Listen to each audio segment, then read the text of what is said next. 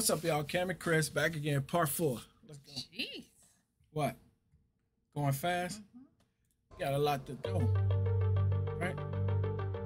By December of 2019, Sidhu Moosewala had taken the crown of India's most buzzing gangster rapper. He had blended the sounds of America's rap anthems with the melodies and cadence of his native Punjabi music, and in the process became one of the most watched stars in the country. He wanted to be India's Tupac, and at this point, all eyes were truly on him. And interestingly, when he decided to get active on social media at the end of 2019 and into 2020, he would truly be living that thug life. He'd been posing pictures like this one, holding what seems to be a 9mm Beretta handgun. As Sidhu explained in early interviews, he was obsessed with powerful steel, whether it's firearms or tractors. And Sidhu would use his Instagram to post all manner of powerful steel. In another picture posted up on Insta, he would show off a new tractor with a Thug Life decal and a caption where he claims to have been around death. But it would be much more than guns and tractors. What sort of gangster rapper would he be without posting some flashy lifestyle pics to show off that he was surrounded by money and luxury? And moving into February 2020, Sidhu would post up next to a Bugatti Veyron with a caption paying homage to Tupac, referring to a rose that grew from the concrete. Sidhu was clearly having a good year and living the good life. His 2020 kicked off with a bang, appearing as a feature on Prem Dillon's track Old School, which racked up a ridiculous 320 million views. It came with brash bars about having to put in work on the streets and the police being onto him. He would shout out which guns he's got in his arsenal, rapping that he likes guns more than girls, and he would drop electrifying bars about having single-handedly brought in a revolution with his music, and celebrating his quick come-up, bragging that he's won the world in just 2 years. That track would be followed by Davender Deput, which today sits at over 240 million views. Interestingly, this track actually featured English subtitles hard-coded onto the video, a major signal that Sidhu was trying to broaden his appeal to an international audience in a way that he'd never done before. And interestingly, this song was leaning heavily into the revolutionary theme. The song featured a lot of lyrics alluding to the strength of people in Musa and the Jat's willingness to fight authority, as well as the poor conditions where he's from. Now, the video itself features firearms and military vehicles, the latter of which is something that Moosewala wouldn't normally put in his videos, usually opting to show off things like tractors or Range Rovers or G-Wagons. The video also featured a poster from his mother's election campaign, and he raps in the hook about the youth of major cities being crazy about him, and the chorus of the song is basically him saying to envy the Jats is fatal, all while he's being portrayed as a sort of head of the village surrounded by armed guards. And he goes on to rap about having to say bad things and do bad and be surrounded by goons just to get where he is in life. He would also diss the Western entertainment industry, saying the black and white freaks in Hollywood are watching him and copying his moves, even calling out Westerners for doing reactions to his songs. But most interestingly, he would end the track with a powerful message, saying that he doesn't belong to a noble family and he doesn't have any grandeur to his name, saying that he's just a humble village kid, but despite that, he has powerful people scared of him, and saying that the words from his pen sting people like poison. This was Sidhu's most political song yet, and it really spoke in the revolutionary tone that he'd built up over the years, but this was his most pointed political message by far. And the song resonated amongst the people. It landed at the number 8 spot on Apple's Top 100 India charts. No doubt this was Sidhu honestly reflecting on the feathers that he had ruffled behind the scenes, but he was showing no signs of letting up. In May 2020, Sidhu chose to release his next full-length project, the aptly titled album Snitches Get Stitches. The album received mixed reviews from critics and the public, largely because it was a compilation of mostly unreleased tracks from SoundCloud or songs that had previously leaked online. So he was criticised by fans and critics for a lack of new music, but it turned out that things were much more complicated behind the scenes. Sidhu had wanted to go independent with his music. He was already releasing songs on his own YouTube channel after seemingly leaving a deal with T-Series behind. Allegedly, the Snitches Get Stitches mixtape was a hurried release that happened suddenly amid a disagreement between the Brown Boys record label headed up by Big Bird, who had produced many of Sidhu's early hits, including his biggest song, So High. Things had turned bitter in the group amid a dispute about the song My Block, which was produced by Big Bird. But anyway, following his breakup from the Brown Boys, Sidhu became his own boss and formed his very own record label in August 2020, and he named it 5911 Records, after the famous tractor, which is heavily sought after in the Jat community. But sadly, 5911 Records was formed in the midst of turmoil for Sidhu's career, as Sidhu's love of firearms had gotten him into serious trouble again throughout the summer of 2020, this time being charged with numerous gun offences. The first of these cases was filed on May the 4th after a video was released of Sidhu firing an AK-47, which went viral soon after its release.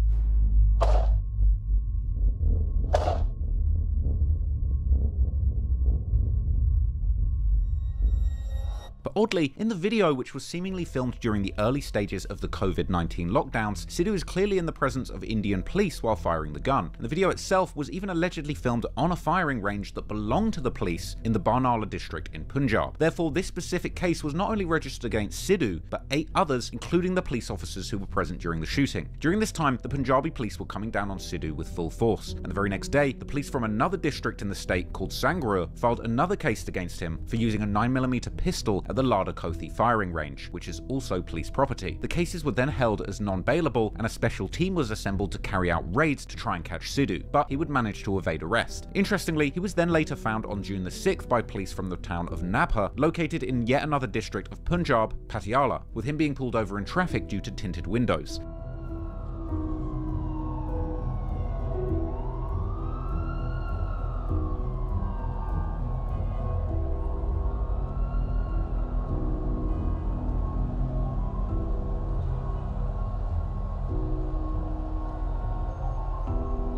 But despite being wanted in these two other districts, Sidhu would actually be let go, with the local police then releasing a statement claiming it was for the Sangrur and Barnala police to proceed further in their own cases against Sidhu. Now, this strange series of circumstances probably says something. Either bad blood between these police departments of different districts, or on the other hand, there might have been a big difference between the higher-ups in law enforcement that were trying to take him down, while at the street level, cops who are possibly big fans of Sidhu may not want to be the ones to put their favourite star in handcuffs. But anyway, at the end of June, Sidhu would finally appear in front of the court in the Sangrur district, with the media reporting that Sidhu had seemingly managed to convince the court to grant him an interim bail on the condition that he would join the investigation within 7 days. And by what appeared to be a major stroke of luck, Sidhu would manage to avoid any jail time on these charges in several districts. But unfortunately, instead of choosing to lay low, Sidhu then chose to release his new song, Sanju, the very next day on the 16th of July, a bold track which was seen as a massive middle finger and protest towards the police. The concept of the song is based on a famous Indian actor, Sanjay Dutt, who was faced with similar gun charges as Sidhu back in the mid-90s. Dutt, who had risen to prominence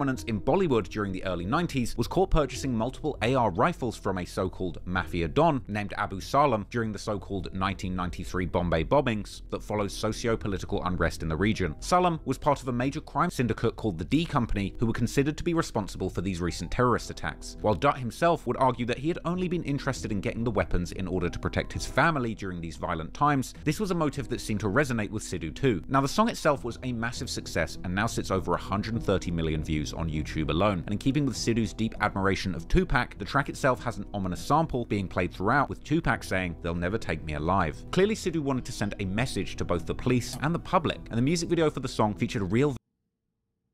What?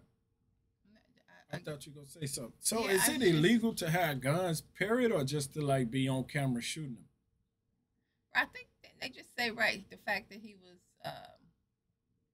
well, first off, shooting him. I guess shooting him, period, right? And then the fact that he had him being filmed, but then he was at a shooting range. Right, that's what I'm saying, right? With the police. So I don't know. I don't know either. I don't know if it was just because you shooting him and somebody. So I think that's how he was in trouble. They like, nah, we caught you shooting him. We see you shooting him. With police though, that shit. Yeah. All right, let's go. Video material from Sidhu's legal procedure to both the police and the public, and the music video for the song featured real video material from Sidhu's legal proceedings during his case and even his almost violent run-ins with the paparazzi at that time. The big news of this village is that a section of General Arms Act has been imposed against Punjabi singer Sidhu Moosewala. He was seen wielding the weapon AK-47. A case had been filed against the actor Sanjay Dutt. Sidhu begins the song itself directly mentioning his case and how he's been depicted by the Indian media as a gun-wielding menace. Kinda similar to how Tupac was demonized by the media partway through his career during his stint in prison, where he also maintained his innocence. Anyway, in the song, Sidhu makes reference to catching the same sorts of charges as Sanjay Dutt, and he claims that a minimum imprisonment is around the corner for him, likely referencing his ongoing cases and an expectation that he would be doing some jail time. Next, Sidhu mentions how he hasn't gone far, saying he's on the run, but he will take his charges head on, and that he hasn't got blood on his mind yet. He continues to explain how the case is bogus and that the lawyers and cops are making a bag off of bringing these charges, going on to say that he'll be taking his appeal up with God. To release a song that's such a blatant protest towards the police in the midst of a serious case while on bail for sure is a pretty crazy move. And as expected, another case was brought against Sidhu not long after this song dropped. The police held that this particular song glorified violence and made it appear that having multiple charges was the sign of being a real man. And just as Sidhu had predicted, after releasing the song in Sanju, the police filed a petition to cancel his bail, once again leading to a possible jail time. And they also ensured that no songs would be allowed to be played live if they glorified liquor, drugs, or violence, which unfortunately is most of Sidhu's catalogue out the window. Now, this was the last trace of this case that I could find on the internet, and it appears that Sidhu and the courts eventually came to some sort of settlement agreement, and ultimately he avoided prison time after everything was said and done. But unfortunately for Sidhu, the police wouldn't be the biggest threat, as later in 2020, things would go much further than Sidhu undergoing firearms cases and protesting the police, as the real gangs emerging from the Punjabi underworld would be much more dangerous, and soon Sidhu would find himself on the the radar as some of India's most serious gangsters.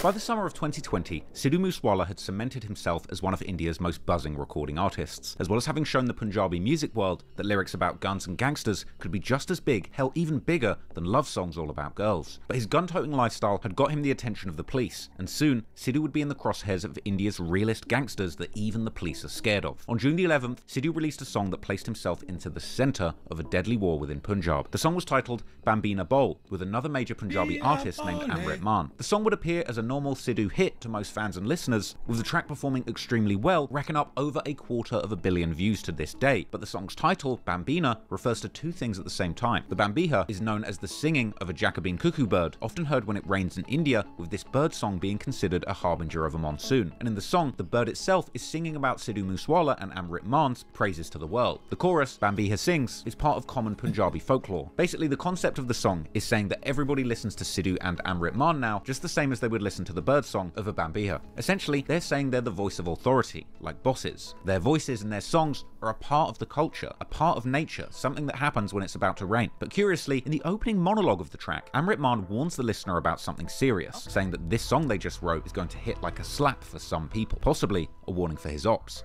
And as it would turn out, Bambiha is also the name of one of India's most notorious gangs. Now, I'll explain who they are in a minute, but before we get to that, let's take a closer look at some of the lyrics of that song that hint as a double entendre between the bird song and the name of the gang that makes this track a low-key gang anthem in disguise. The song would begin with Amrit Maan explaining how the police are investigating some murders that have taken place under a tree where the Bambiha sings. So he's saying that somebody got killed and the birds are singing like a metaphorical rain is about to come. Maan continues, boasting his Jat heritage and how the world is in fear, and of course showing love to his beloved tractors, explaining how his religion is farming, and the video itself would show the singers loading revolvers and riding around with bodies hanging from the trunks of their cars. Something they would even sing about, mentioning how the enemy's leg can be seen hanging out of the trunk, all while the Bambiha sings. In the second verse, Maan shouts out Sidhu's native block, PB31, the district code of Mansa where he hails from, and he explains the importance of Jats using their village name instead of their own, like Sidhu Moosewala. In Sidhu's verse, he begins by boasting about his various connections from Musa all throughout India and beyond, and praising his beloved 5911 tractor. And he could also be seen roughing up his enemies and even handing them pistols to finish themselves off with. Next, he mentions his 45 caliber pistol being full of ammunition up to his neck, which he brags about will rip open chests. The song then shows a still of a page from a local newspaper in Punjab referring to 3 men who went missing from police custody for horrendous crimes against women. Now, this could well have been a shot at the police for allowing such awful criminals to escape, as well as a dig at the lowlives that would do such a heinous crime. But this is where the song begins to take a much deeper meaning, with much darker and dangerous implications for the singers than just a bird song. The song itself is called Bambia Bol, a reference to both the bird song and the gang that has the same name. And during this time, there was a rampant war that was running throughout Punjab between the Bishoy and the Bambia gangs. Clearly, the title of this song and the imagery was related to much more than just a singing bird. Sidhu would warn the listeners that people would be mad at this song, and that the bird song before the monsoon was essentially a metaphor for the monsoon of gang violence that was about to unfold. It was later claimed that the Lawrence Bishoy gang were extremely offended by this song, and it was believed that with this song, Sidhu had actually taken sides and publicly shown his alliance to their sworn enemies, the gang led by Davender Bambia. The Bambia gang is notorious in India, and videos circulate showing their famous members together toting guns, along with newspapers that circulate posters showing prominent members. Numerous newspaper articles would describe the gang as a small set of around half a dozen associates and friends of the leader, Davender Singh Sindhu, otherwise known as Davender Bambia. He was actually a kabaddi player, which is a Punjabi contact sport similar to rugby or American football, but he would eventually lose interest in sports, becoming a shooter and a gangster. In 2010, he founded the Notorious Gang and ended up getting killed by police in an encounter around 2016 when he was just 26. Now, interestingly, in India, what's known as encounters are where the police take justice into their own hands and finish off the gangsters they've been chasing once and for all. One newspaper article on the killing would gleefully boast that the founder of the Bambias would no longer be able to brag about his crimes on Facebook. But despite his death in 2016, the gang still operates to this day and have continued waging war against their rivals, the Bishnois, all across India and internationally to this very day. And in a strange coincidence, Davender used to share the same surname as Sidhu, but ultimately ended up changing it to honour his village, just like the reasoning for Moosewala. This is something that was actually hinted towards in lyrics to the song Bambia Bol, and the gang itself is also named after the village that the members reside in, Bambia, which is located in the lower west side of Punjab. Now, not much is known about Davender specifically, nor are there many images of him other than the select few of him brandishing his favourite pistols. But what is known is that in 2010, when pursuing an arts degree, Davender Bambia was arrested and jailed for murder in the Moga district of Punjab. Punjab. The case involved a person who had gotten killed during a scuffle between two groups at Bambia Bai village. Somehow, at just age 21, he would escape prison and form the infamous Bambia gang, going on to cause terror within the Punjab region. This led him to become one of the most wanted Punjabi criminals by 2012, and just like the gangsters in Chicago, he too would boast about his unlawful activities on Facebook. His nickname was Sharpshooter, and he was also named in the murder of student president Rajwinder Singh. He allegedly shot Singh 14 times at a wedding. Davender Bambia was eventually wanted in over a dozen cases of murder, attempted murders, as well as looting and kidnappings. And other than becoming one of the most wanted gangsters in the region since 2012, this particular gang would also run a serious extortion racket in Chandigarh, Mohali, and Panchkula. Ultimately, in 2016, he would be gunned down by Bathinda police after a standoff over his original 2010 murder charges. Bambia was known to have been very active on his social media. He would often taunt the police about the murders that he was allegedly committing. He would even call for the police to kill him, and he requested they make sure it was him, as he didn't want an innocent person being killed in his name. To this day, this gang is still running at full force and even operating internationally, with cases recently being reported that members are being assassinated in foreign countries such as the Philippines. Sidhu's specific affiliations with the Bambia gang are hard to track, but the song Bambia Bowl makes it clear he's kind of repping the set and making an anthem for the gang that millions of people would follow. However, unfortunately for Sidhu, their sworn rivals, the Lawrence Bishoy gang, would not take this statement lightly. The Bishoy gang, just like the Bambia gang, are named after their founder and leader, Lawrence Bishoy. Lawrence Bishoy comes from the Firozpur district of... Well, how true is that? How many... Do he really have beef with them like that to pick a side? I don't know. I don't know how he ended up. I don't know about just like, because he going, I mean, a lot of stuff he is going through pretty fast, but I don't know how he ended up with one versus the other.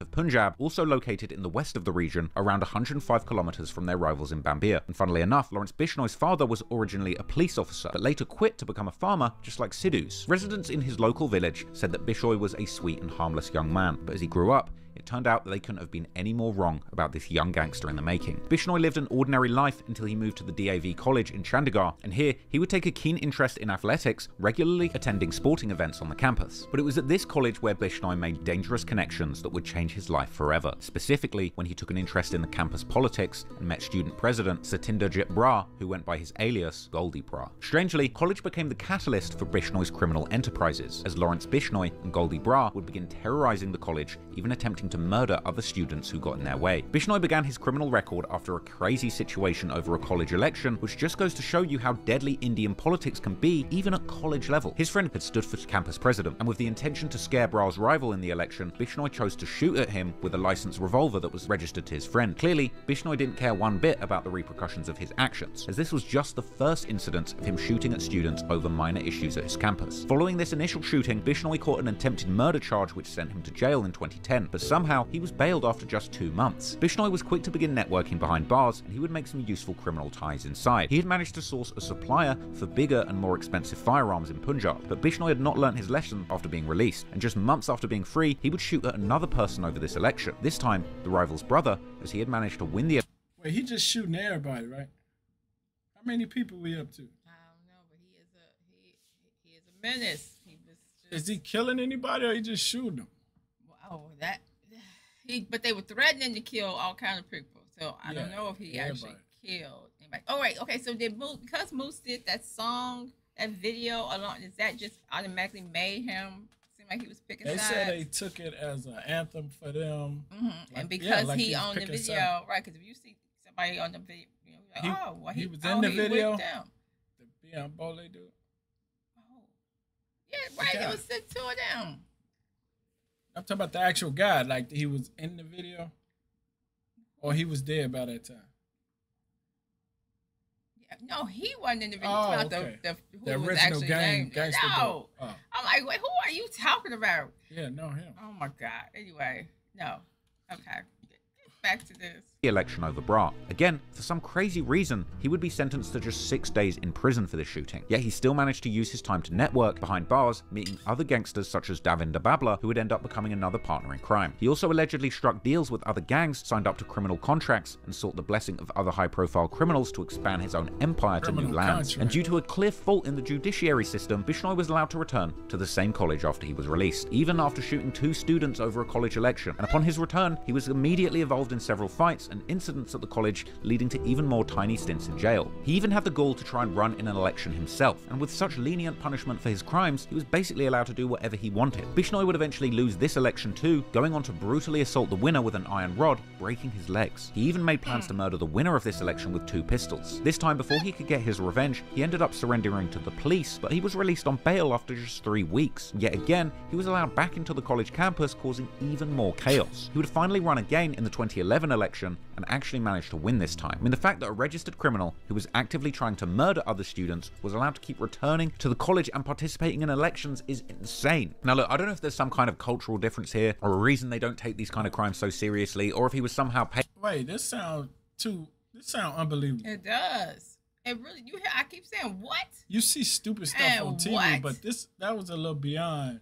Like, I'll be right, like, that ain't true. He that? ain't coming Right. back after he shot somebody. He came back to the He college. back. Like he First just of all, cheated he had on the already test. just- right, they're like, okay, we forgive you this time. Right. Go ahead. No, he still was just terrorizing the whole, just still going. And then he running for office.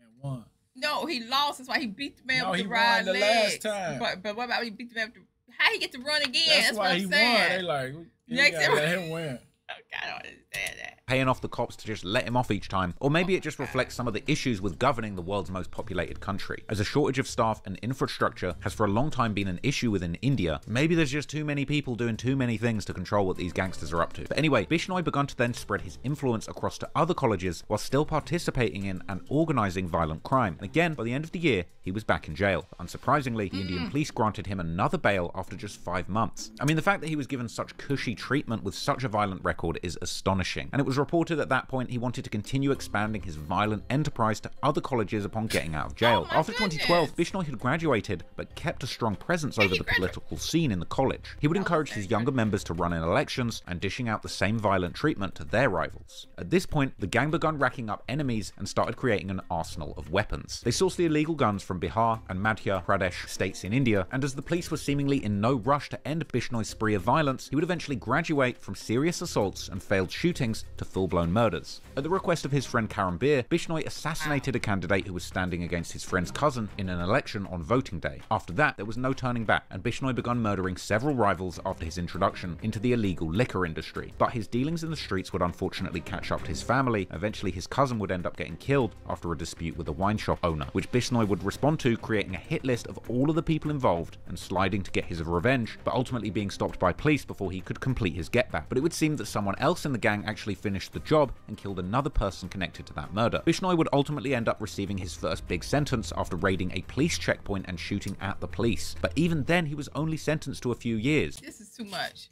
This is too much. He is doing too much. He drove through the police checkpoint and shot at them. After he just got out, right? This is after he just got out this time.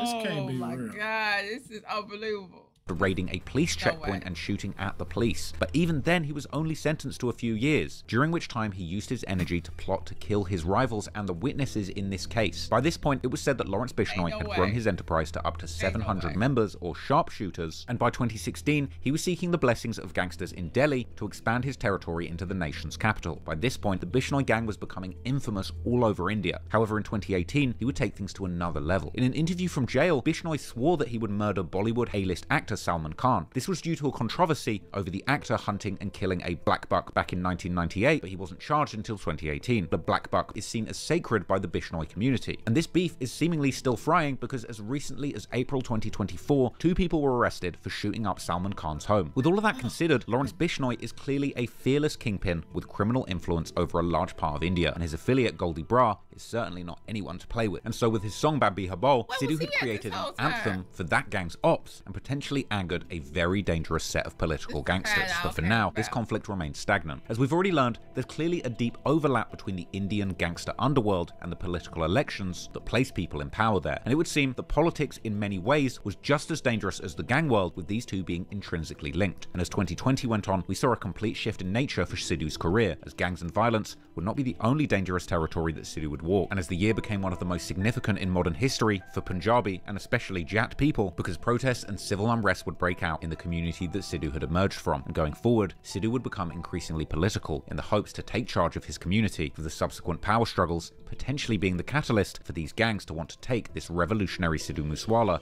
out for good. What? Wait, which part you talking All about? of that. Just Yeah, all that of whole that. part was crazy. That dude's whole criminal career was extraordinary. Wow. And I wonder, he's saying it's so, the population's so big and it's so hard to. So what did the other people who had to stay in jail? What did they do? Because there had to be some crazy stuff. But throughout all this, he still graduated. On top of this, okay, he still graduated. Some of that must be a little lie, not true. Okay, so he did all this. Let's get back to this. So that song, this gang, and then this gang, and then they did this song because he did the song with a song about the gang, pretty much. But then when he got into the politics, which this guy's into politics, who all over the place. The Bushnell. Yeah, all over the place. He went into politics. So is that what Moose trying to get into politics? He into politics plus the whole gang thing back and forth is what made them. He can't even get in politics at college. So how could he feel like Moose is in his way? You think? But we don't know. Because Moose is popular at this point. He got his fans. He out here doing all the stuff he doing already. He kind of got a head start on him pretty much because now he's known. Yeah. I mean, he known too for shooting up everybody at the university, at the college, but so he thought he was gonna do something to Moose. Well, we don't know. I'm just trying to see, is that how they end up really bumping heads? I guess we're gonna find out on this one. Okay, let's go.